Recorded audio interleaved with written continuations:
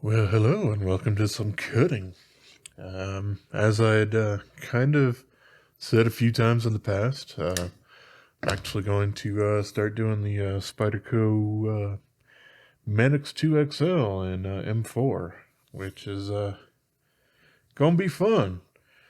I had previously, just a bit ago, done some cut testing on it, and I made it through a whole 50 cuts before I had a jacked up part of the edge. But the edge wasn't absolutely brand new. I'd been using it on other stuff. So I decided today that I was just going to go ahead and sharpen it back up to yikes level of sharpness. And hopefully it won't, give up the ghost anywhere near that soon. Because, geez, that's mostly what I would expect out of something like 5CR or AUS 4 or something like that. So, alrighty. Yep, as usual, it's the 3/8 of an inch twisted sisal rope on this polymer cutting board. And I will be doing that until I can't slice through. Stupid gloves making this difficult. Through some standard A4 paper. So yeah, let's go ahead and give it a shot and see if I don't get a little bit more than 50 out of it. That would be absolutely nice. Otherwise, I'd be quite sad that I'd spent $150 on this when I already had the standard one in S30V that probably would have outperformed it. So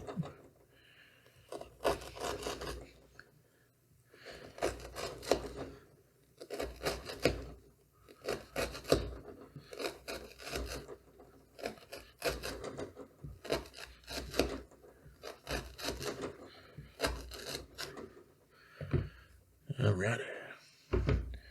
10 cuts. Sorry about this rattling. I got a new set of these little, plastic equipment holders, but most of them aren't populated with anything yet, so they kind of rattle a little bit. I'm thinking about actually just mounting them onto the wall so it won't have any of that shaking going on, but it hasn't happened yet. So that's what's going to happen in the meantime.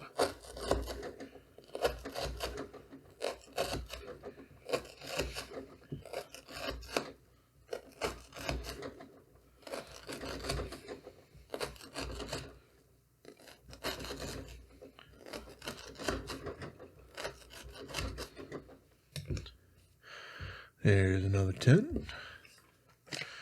Yep. I do some of these videos here just for posterity's sake.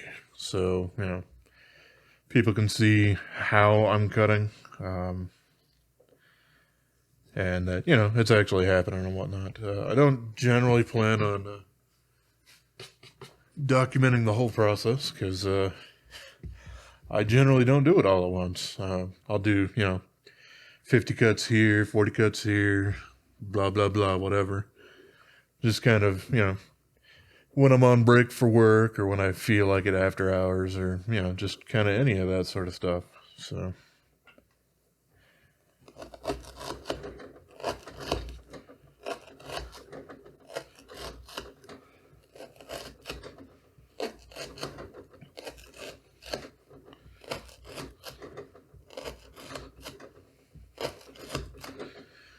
Alright, there's another 10. This guy is probably one of my favorite ergonomic kind of guys out there. There's been a couple of them recently that are really giving it a run for its money. So that's a little interesting to me. But I do like that because of the caged system here, that it has a solid area back there. So I get a lot more comfortableness going on my fingers there. So I like that.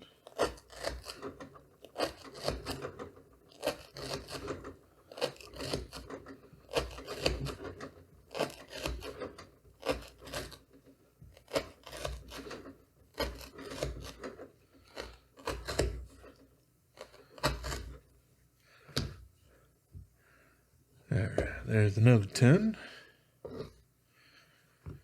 I actually hope that my noise reduction will probably try to take care of at least some of the little plastic rattling sounds over there. It might not, though. I don't know. We'll see. I'll find out in post, I suppose.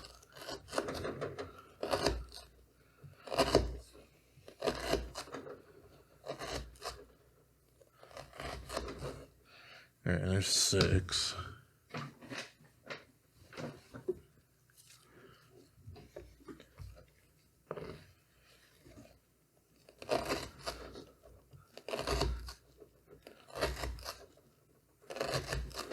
Alright, there's 50 cuts.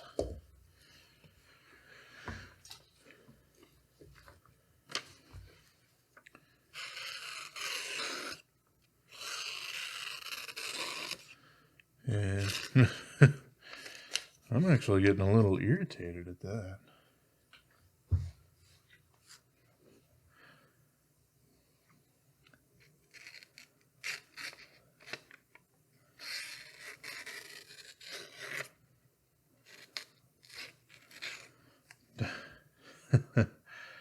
Well. I don't know. This is where I was cutting on it last time as well. And, yeah, it's got what looks to be a little bit of a roll or something like that. Which is, it's a little concerning to me.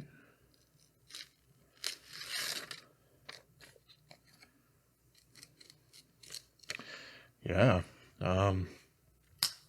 Not super happy with that result, as this was basically the exact same thing that had happened and made me resharpen it. So, I don't know. I could, this is currently sharpened to a 15-degree angle on the work sharp belt grinder with a blade grinding attachment. And, yeah. I usually do 15-degree angles for any of the more premium steels. M390, S90V, M4, that kind of stuff. And it seems like this guy's having some trouble with at 15 degree. So I'm thinking I might want to try to back that down to 17 and see if that has something that might do it a little bit better.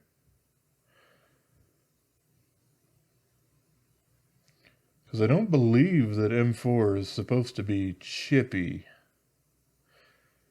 But yeah, I'm certainly seeing a few areas here after just those little amount of cuts that are pretty much marked up. I don't know if I can get that on camera.